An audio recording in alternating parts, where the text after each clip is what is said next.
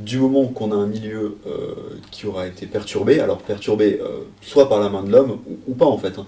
Il peut y avoir des milieux naturellement qui sont soumis à des perturbations, surtout au bord des cours d'eau, ce qui est soumis à des crues, ce qui est remanié régulièrement, enfin voilà.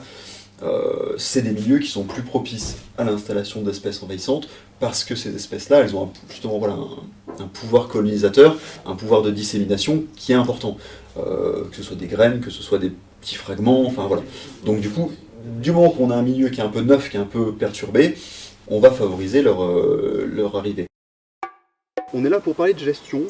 Alors, au risque de vous décevoir, on va plutôt parler de non-gestion, en l'occurrence sur ce site-là. Ces espèces-là, avant de traduire une perturbation, elles ont été introduites par la main de l'homme pour différentes raisons, accidentellement, involontairement, ou des fois pour l'ornement, des choses comme ça.